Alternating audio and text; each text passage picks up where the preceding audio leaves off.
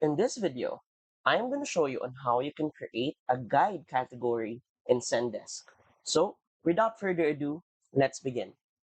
First, open your web browser and then log into your Zendesk account in zendesk.com. Now, once you're inside your main dashboard, make sure that on the top right, you are inside your admin center. Okay?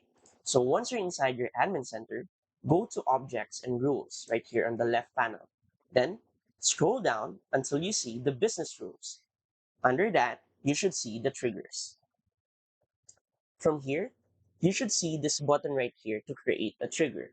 But you're not going to click here.